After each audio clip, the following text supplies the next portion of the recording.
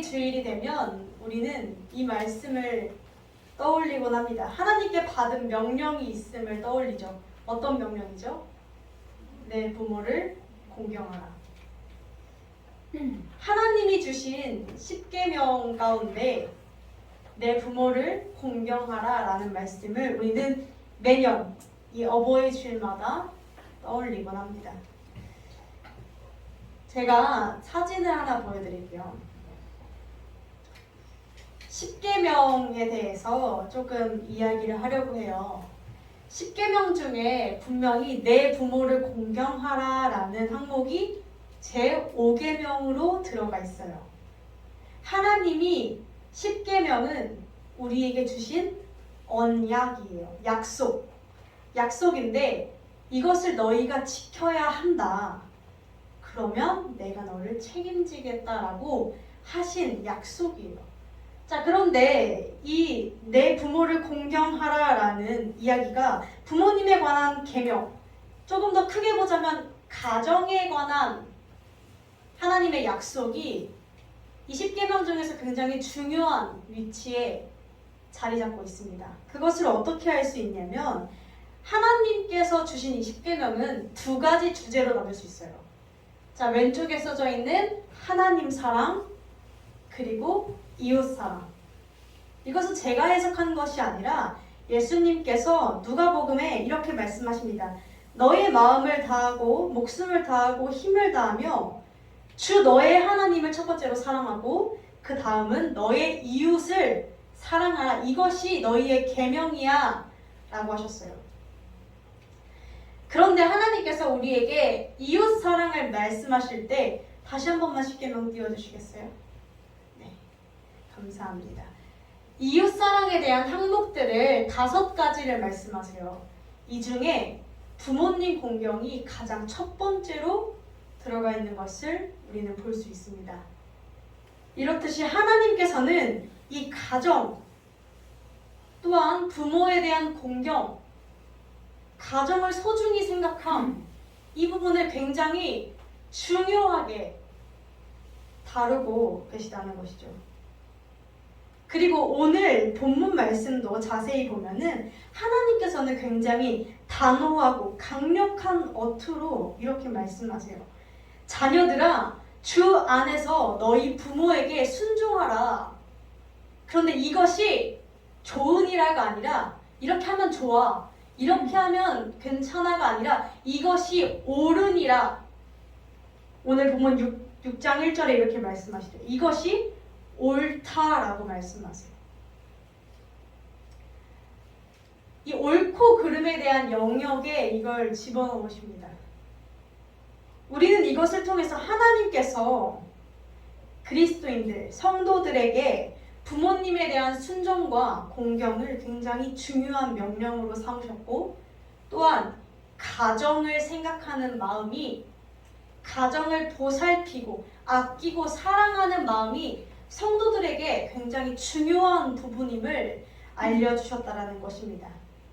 그런데 사실 우리는 예수님을 믿는 많은 사람들이, 많은 성도들, 또 많은 교회들이 무언가 이웃 사랑이라고 하면 봉사, 뭔가 헌신, 섬김, 이렇게 조금 뭔가 이렇게 우리가 생각하는 그러한 것들은 많이 생각을 하시는 분들이 있는데, 정작 이 가정에 대한 부분은 놓치시는 분들이 굉장히 많아요.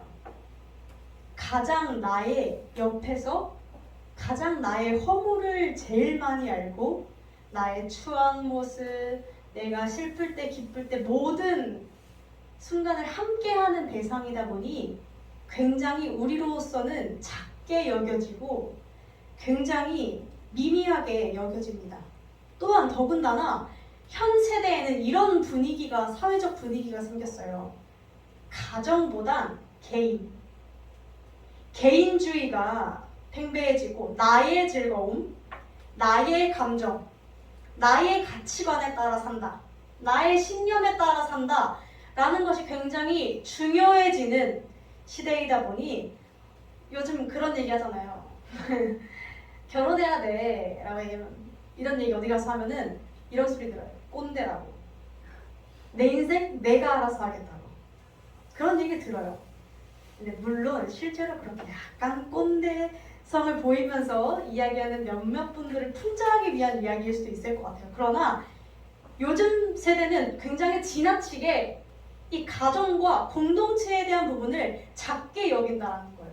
나의 개인, 내가 내 인생을 즐기며 내가 사는 것이 중요하지. 가정? 글쎄, 이루어도 되고 아니면 말고. 가정 소중하게 생각할 땐 하고 아닐 땐 또 말고. 일단 내가 더 중요하니까. 이런 느낌이 요즘에 굉장히 많이 드러나고 있어요. 그렇다면 우리는 이렇게 매년 이렇게 어버이주일, 목사님께서도 그렇고 지금 저도 매년 어버이주일마다 이렇게 굉장히 도덕적인 이야기, 부모님을 공경하라. 우리 다 아는 얘기잖아요. 부모님 순종해야 되는 것도 잘 알고 공경해야 되는 것도 알고 효도해야 되는 것도 너무 잘 아는데 왜 매년 똑같은 얘기를 이렇게 반복하느냐. 오늘 이 시간 저와 여러분이 그리스도인들이 어버이날을 어떻게 보내야 하는지, 우리에게 어버이란 존재는 어떠한 의미를 가지고 있는지 함께 살펴보며 하나님이 원하시는 방향으로 살아내는, 정말 하나님 나라의 모델하우스처럼 살아내는 저와 여러분이 되기를 주님의 이름으로 소망합니다.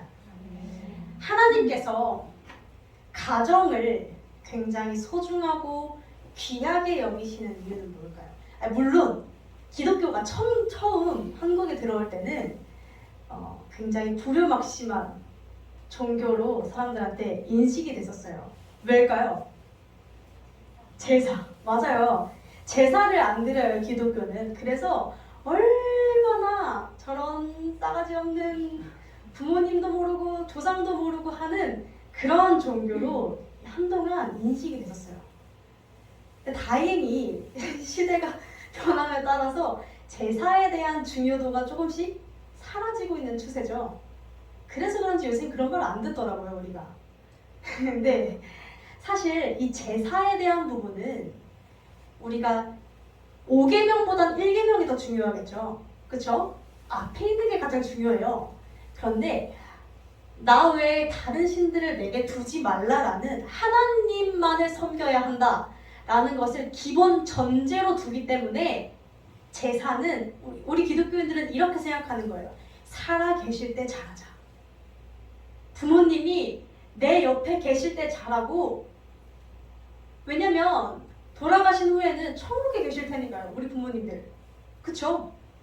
천국 아님, 사람은 죽으면 천국 아님 지옥이잖아요.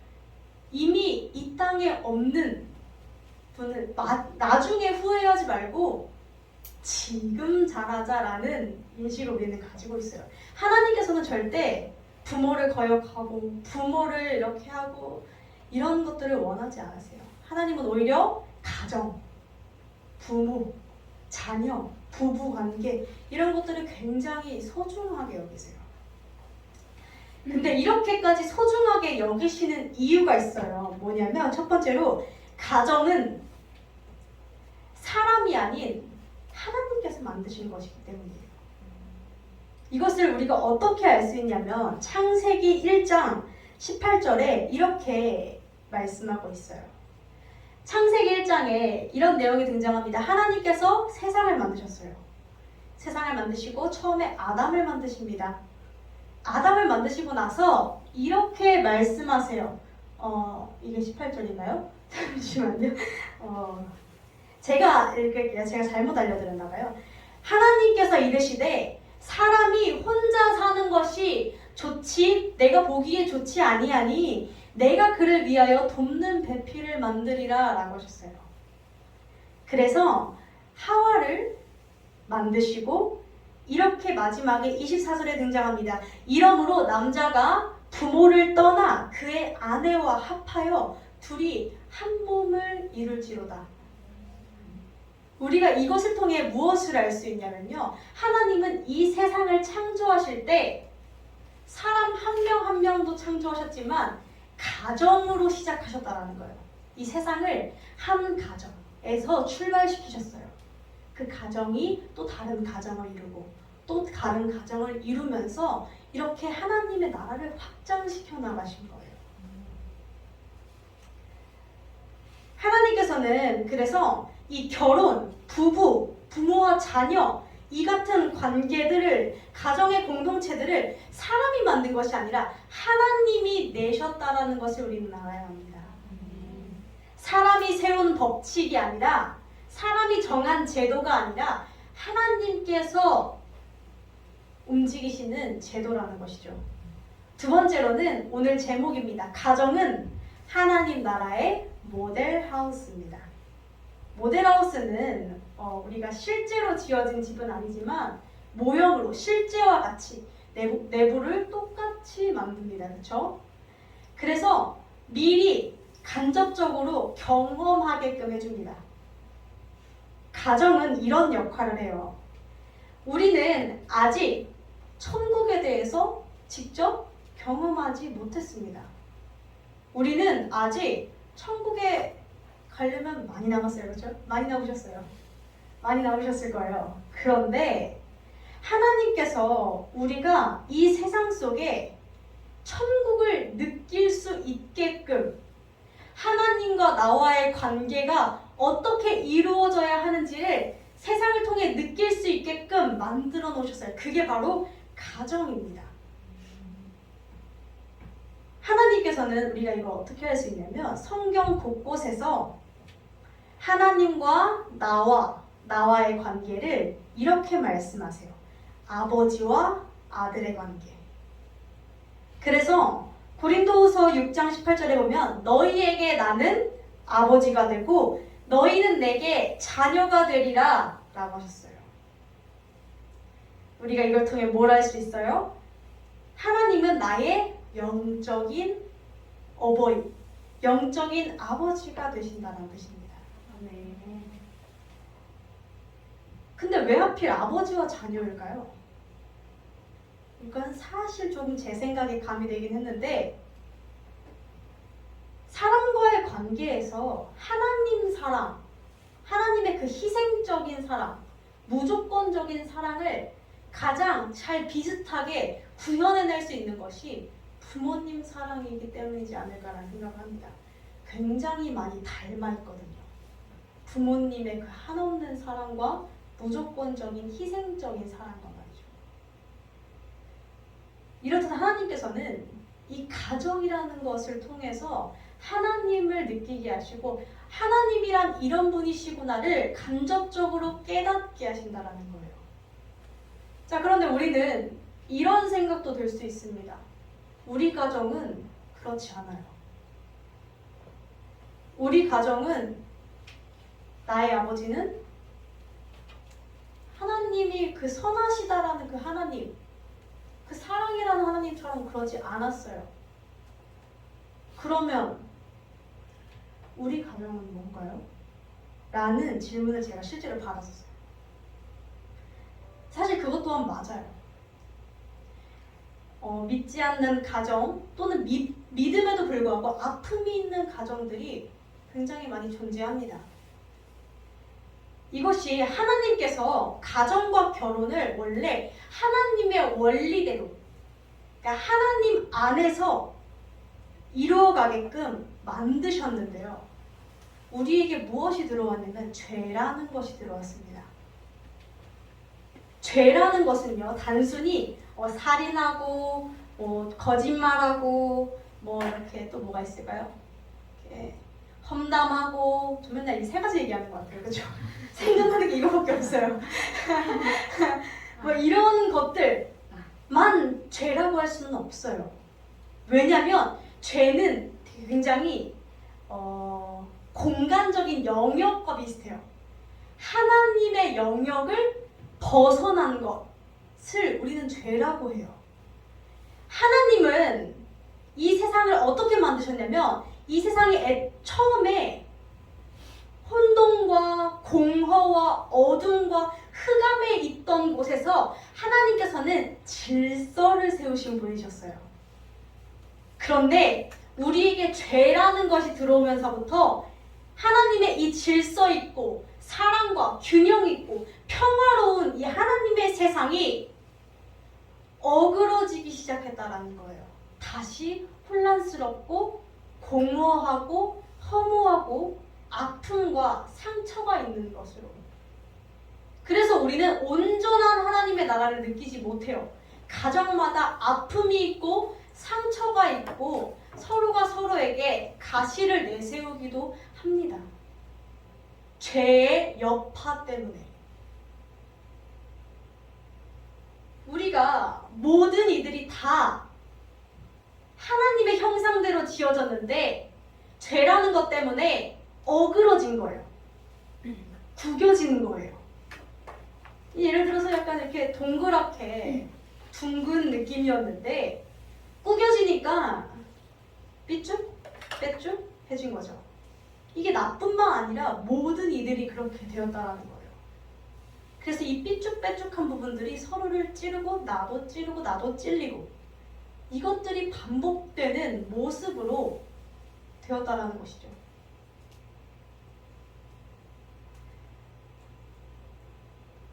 그럼에도 우리가 기억해야 하는 것은 이거예요. 하나님께서는 그러한 세상 속에서도 하나님의 자녀된 택하신 성도들을 부르셨어요. 우리와 마찬가지로. 하나님께서 직접 택하셔서 하나님의 자녀로 부르셨다라는 거예요. 택하신 것뿐만이 아니라 직접 택하신 자들에게는 하나님의 사랑을 부어주세요. 하나님의 보호하심을 느끼게 해주세요. 아버지의 사랑이 이런 것임을 알게 해주세요. 그리고 하나님은 우리에게 명령하시죠. 내가 이 완전한 사랑을 너에게 보여줬으니 너는 이제 너의 가정으로 돌아가. 그 가정에서 내가 준 사랑을 나타내라. 이것이 우리가 받은 명령입니다. 어그러진 세상을 회복하기 위해서 애쓰고 또 애써야 하는 존재인 것이죠. 본문으로 다시 돌아와서 우리가 2, 3절을 합독해 보도록 하겠습니다. 시작! 내 아버지와 어머니를 공경하라. 이것이 약속 있는 첫 계명이니 이는 내가 잘되고 땅에서 장수하리라. 아멘. 얼마나 좋은 말씀이에요. 땅에서 장수한대요. 잘되고. 약간 하나님이 보장하시는 것이죠. 자, 공경이라는 것은 뭘까요? 공경은 공손히 받들어 모심입니다. 부모님을 공손히 받들어 모셔라 라고 하신 것이죠. 근데 우리 이렇게 하나요? 우리 저만 해도 어제 저희 어머니께 짜증을 냈어요. 아직 왜 공손히 받들어 모신다는 게 잘 안 돼요. 근데 그러면 안 돼요. 저도 반성할게요. 우리 모두 함께 반성해요. 그렇죠? 하나님의 약속이에요, 사실. 제가 성경 속에서 한 가지 사례를 들어서 좀 설명드릴게요.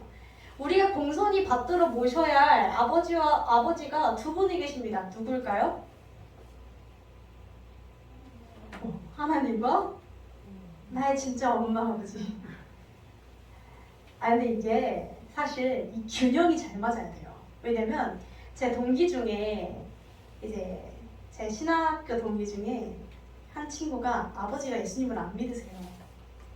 그래서 아버지는 얘가 예수 믿는 것도 마음에 안 들고 얘가 신학교를 간 것도 마음에 안 들어요. 그냥 다 싫어요, 다. 그놈의 예수 너무 싫어요. 근데 아버지가 한 번은 이렇게 그 친구한테 말씀하셨대요. 왜냐면 그 친구가 굉장히 애교가 없는 성격이 여자인데 애교도 없고 그냥 아빠는 툭툭 약간 이런 느낌이에요. 근데 한 번은 이 친구가 그래도 막 기도할 때 우리 보통 기도할 때 아버지 하나님 이렇게 부르잖아요. 우리 아버지 하나님 이렇게 하잖아요. 그거를 들으셨나 봐요, 그 아버지가. 그래서 너무 서운해하면서 진짜 아빠 냅두고 어디 가서 아빠 찾아가 다니냐고 그렇게 막 뭐라 하셨다고 해요. 이 두 아버지가 우리에겐 존재해요. 그쵸? 우리에게는 돌아갈 고향이 있어요. 어디죠? 천국이에요. 우리는 잠시 이 세상에 머물지만 우리에게는 천국이라는 고향이 존재한다고요. 그것과 마찬가지로 우리에게는 현재 나에게 하나님께서 주신 귀한 부모님이 존재하지만 또 나의 정말 영적인 아버지 하나님이 존재하신다고요. 나를 이 세상에 창조하신 분, 그 창조주가 계신다고요. 우리가 이 두 분의 밸런스를 좀 맞춰야 돼요. 영적인 하나님께만 잘하면 너무 행복하겠지만 그러면서 내 육적인 아버지 어머니에게 잘하지 않는다면 이런 이야기들이 있겠죠. 니네 하나님 아빠한테나 잘하고 이런 얘기를 들을 것이고 또 육적인 아버지에게만 잘한다면 하나님께서 속상해하시겠죠. 자, 그런데 오늘 사무엘하 7장에서 보면은 다윗이라는 사람이 등장합니다. 제가 이 예시를 들어서 우리가 어떻게 공경하는 마음을 가져야 하는지 이야기하고자 해요. 사무엘하 7장에 보면은 다윗 왕이 등장하는데 1절에 이렇게 등장합니다. 하나님께서 다윗 사방의 모든 원수들을 다 무찌르셔가지고 다윗이 왕으로 궁에 평안히 살 때에 요 사건 전에 사실 다윗이 되게 힘들었어요. 다윗이 막 목숨 나 죽이려고 하는 사람들한테 막 도망쳐가지고 굴에 숨어있고 막 이렇게 하다가 우여곡절을 모두 겪고 왕이 됐어요. 하나님께서 다윗의 모든 원수들을 없애시고 왕으로 궁에 평안히 거하게 하신 때에 다윗이 생각합니다. 뭘 생각했죠? 나는 백향목궁에 거하거늘 하나님에게는 휘장 가운데 있도다. 이게 무슨 말이냐면 다윗 왕, 나는 호화로운 궁궐에서 이렇게 잘 먹고 잘 살고 있는데 하나님의 궤라는 것은 이 당시에 하나님의 말씀이 성경책이 거하던 교회였거든요. 이 교회는 장막, 휘장, 텐트 안에 있다는 거예요. 이게 다윗이 너무 마음에 걸렸어요. 이걸 어떡하지? 나 이렇게 잘 먹고 잘 살아도 되나? 교회는 저 텐트에 저 흙먼지 속에 뒹굴고 있는데 이런 생각들이 들었던 거예요. 이 생각을 하나님께서 이 마음을 아셨습니다. 다윗이 이렇게 나단 선지자한테 이야기하거든요. 나 하나님을 위한 집을 지어야겠어. 하나님 집을 우리 지금 표현하면 교회겠죠? 지어야겠어요. 그때 하나님께서 다윗의 마음을 아시고 이렇게 말씀하십니다. 첫 번째로는 다윗아, 난 사실 집이 필요가 없어. 내 집은 천국에 있어. 내가 언제 너한테 지어달라고 한 적 있니? 난 돈이 필요가 없어. 나는 성전에 지방령처럼 머물러 있는 사람이 아니야. 나는 그 안에 갇혀 사는 존재가 아니야. 그래서 괜찮아. 근데 너 마음이 너무 귀해. 너 마음이 너무 귀해. 너가 평안히 너에게 아무도 강요하지 않았는데 순전한 감사의 마음으로 공경하는 마음으로 나를 섬기려고 하는 마음이 너무나 귀해 라고 하시면서 주님께서 9절, 11절, 13절, 14절에 하나님의 주전 멘트들이 막 등장합니다. 너가 가는 모든 곳에서 내가 너와 함께 있을 거야. 너의 모든 원수를 다 멸하여서 너의 이름을 위대하게 만들 거야. 너를 모든 원수에서 벗어나 편하게 쉬게 할 거야. 내가 너를 위하여 이제 집을 지을 거야. 너의 나라를 견고하게 할 거야. 너는 내 이름을 위하여 집을 건축한다 했지? 하지만 나는 너의 왕위를 영원히 견고하게 할 거야. 나는 너에게 아버지가 될 거야. 그리고 너는 나에게 아들이 되리니 너의 집과 너의 나라가 내 앞에서 영원하게 보존되고 너의 왕위가 영원히 견고하리라. 주님의 엄청난 축복들이 이어집니다. 우리가 이것을 통해 알 수 있는 건 뭐예요? 하나님께서 원하시는 것은 순전한 이 마음이라는 거예요. 공경. 제가 저희 부모님께 어버이날을 맞아서 뭐 드릴까요? 어떻게 드릴까요? 했더니 슬쩍 손을 올리시더라고요. 근데 제가 이게 좀 부족해서 쿠폰이랑 채워서 드렸어요.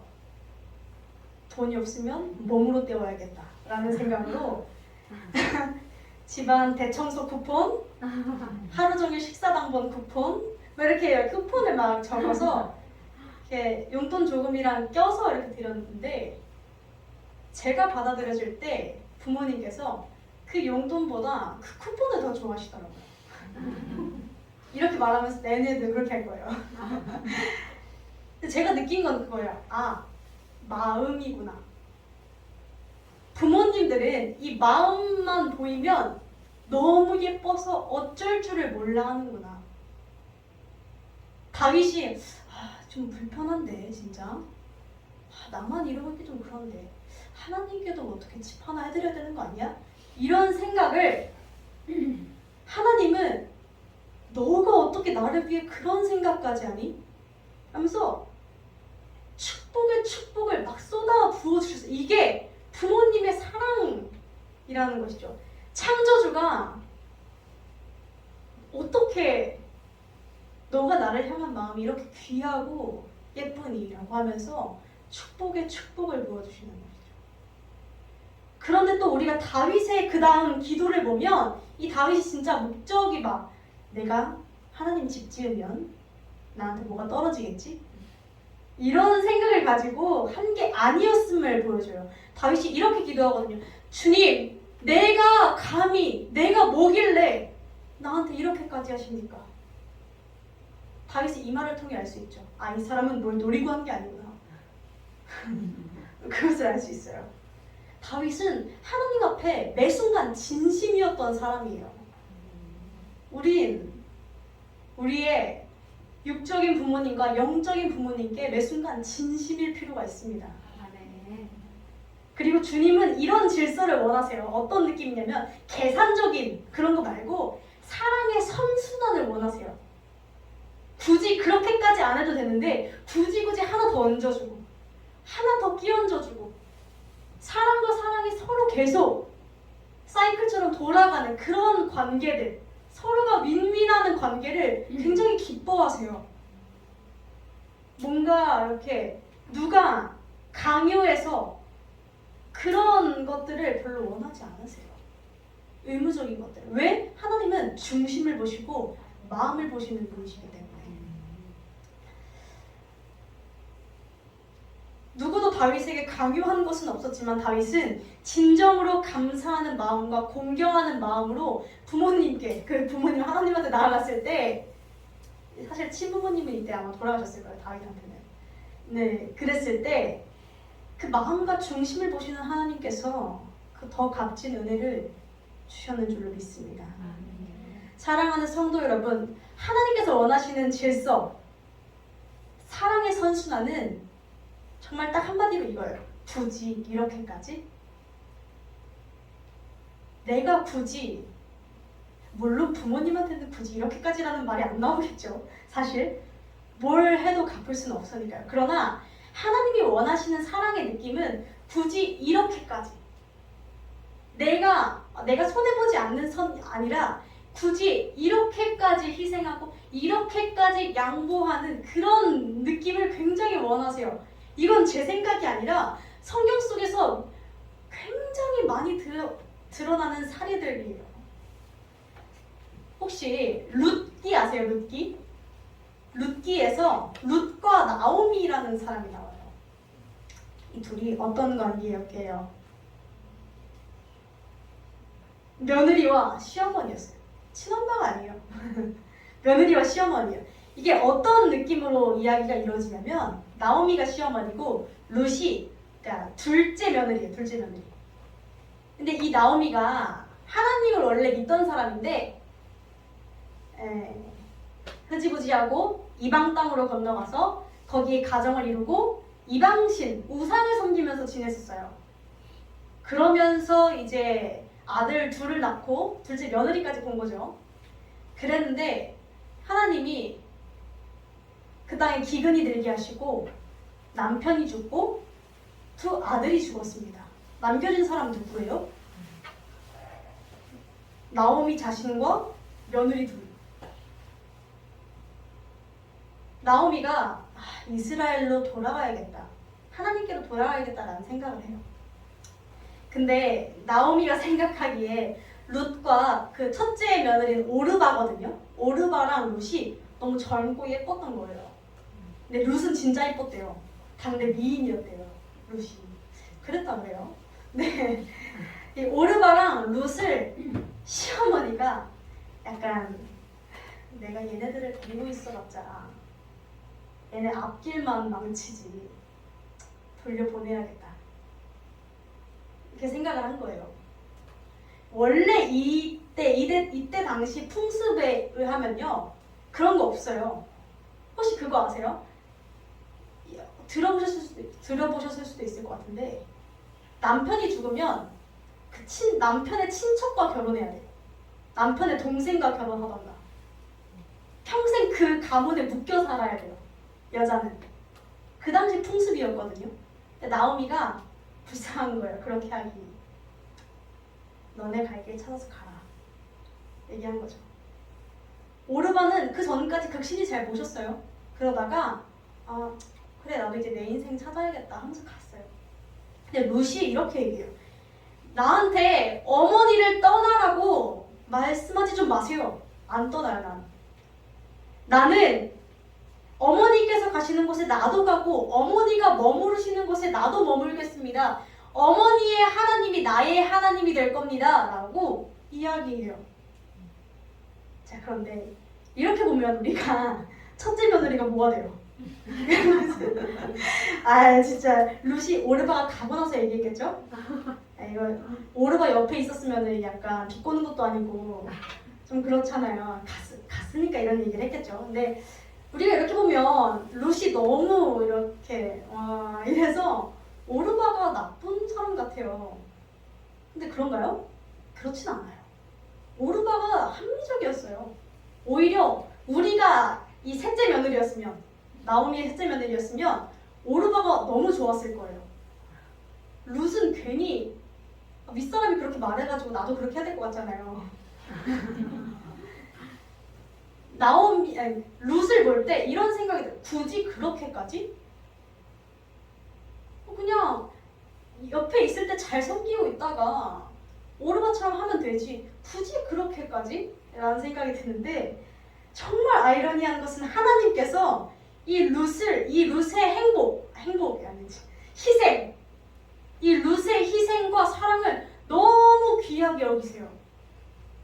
그래서 어떤 축복을 주시는 줄 아세요? 이 룻이 나중에 다른 나오미가 이어준 다른 친척과 결혼을 하게 돼요. 보아스라고.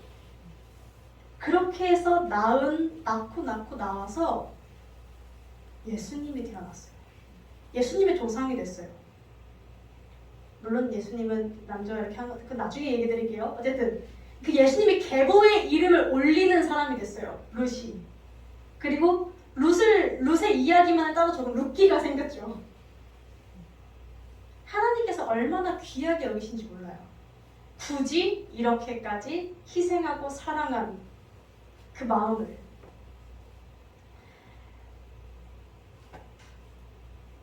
사랑하는 성도 여러분, 우리는, 제가 왜 이렇게 지금 뜸을 들였냐면 시간이 너무 많이 남았어요. 시간이 너무 많이 남았어요. 그런데 하나님께서는요, 이 룻과 다윗, 이러한 사람들의 특징은 항상 주님 안에서 주님이 주신 그 사랑으로 그의 감사하는 마음으로 보답하며 자신의 부모님을 섬기고 또 내 주변을 섬기고 사랑을 나타낸 사람들이었어요. 굉장히 철저해요. 공급과 흘려보냄이 뚜렷해요. 하나님께서 사랑을 공급받고 그 사랑을 내 가정, 내 이웃, 내 자녀, 내 부모, 내 배우자에게 드러내요. 근데 이것은 굉장히 당연한 결과예요. 사랑을 받은 사람은 정서적으로 안정이 되거든요. 하나님의 사랑은 세상이 주는 사랑과 달라요. 예수님께서 말씀하셨듯이 내가 주는 평안은 세상이 주는 평안과는 달라. 세상이 주는 행복은 잠시 잠깐의 불완전한 행복이고 언제 사라질지 모르는 불안함의 연속이지만 내가 주는 사랑과 내가 주는 평안은 영원해라고 하세요. 그 사랑을 받은 이들은 늘 사랑에 넘쳐 살아요. 그리고 그것이 자연스럽게 행동에 묻어나게 됩니다. 하나님께서는 이러한 방법을 통해서 한 사람 한 사람, 한 가정 한 가정, 더 크게는 한 민족과 한 나라, 한 사회를 회복시켜 나가세요. 그것이 주님의 뜻인 줄로 믿습니다. 마지막으로 4절 함께 봉독하도록 하겠습니다. 또 아비들아 너희 자녀를 노엽게 하지 말고 오직 주의 교양과 훈계로 양육하라. 아멘. 사실 이 부분에 대해서는 굉장히 제가 할 이야기가 없는 것이 제가 아직 가정을 꾸려보질 않았기 때문에 제가 아버지들 자녀들 노엽게 하지 마십시오. 그러나 이렇게 얘기하는 것은 웃기겠지만 하나님의 말씀만을 전하자면 이 말씀은 이런 뜻이에요. 부모들은 자녀들을 대할 때 자녀를 노엽게 하지 말고 오직 주의 교양과 훈계로 양육하라라는 것은 이런 뜻이에요. 하나님은 부모를 대할 때 그걸 아세요. 가정을 세우는 자들의 수고를 아세요. 이것은 시편에 등장하거든요. 여호와께서 세우는 자들의 수고를 아시는데 그 집을 세우는 자들의 수고를 아시는데 집을 세워나갈 때 하나님이 일하지 않으시면 이것이 헛되다라고 말씀하세요. 자, 이걸 다시 끌고 들어와서 보면 이렇게 알 수 있겠죠. 가정의 주인은 하나님이 되어야 한다는 거예요. 자녀를 교육시킬 때 내 감정대로 혼내는 게 아니에요. 내가 기분 나쁘다고 막대하는 게 아니에요. 내가 낳은 아들이니까, 내가 낳은 딸이니까 함부로 대하는 게 아니에요. 주님이 주신 생명체로 봐야 돼요. 주님이 주신 한 생명으로 봐야 한다고요. 그래서 주의 교양과 훈계로 양육하라는 거예요. 가정의 주인은 하나님이시니까.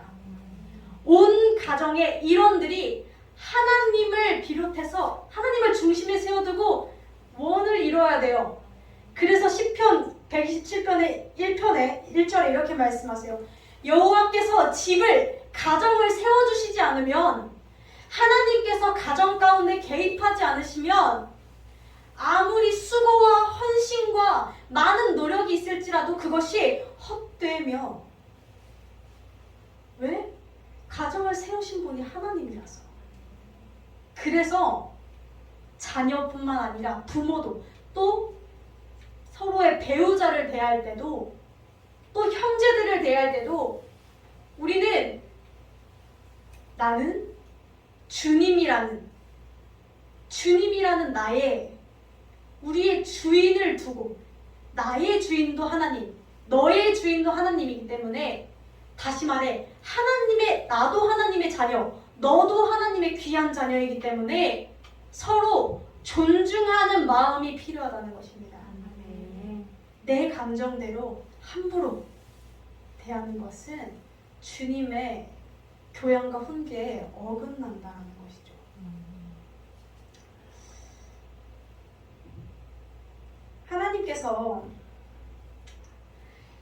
하나님께서는 우리로 하여금 하나님의 질서에 따라 가정 속에서 살아내기를 원하세요.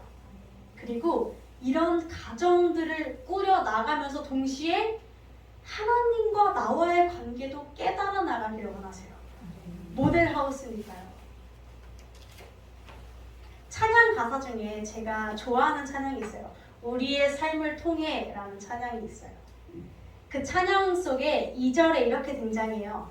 하나님 나라 알기를 원해서 가정을 꾸리고 아이를 낳았네. 처음에 잘 몰랐거든요. 하나님 나라 알기를 원하는데 왜 자녀를? 그랬는데 그런 해설들을 막 찾아보고 하던 중에 이런 글이 있더라고요.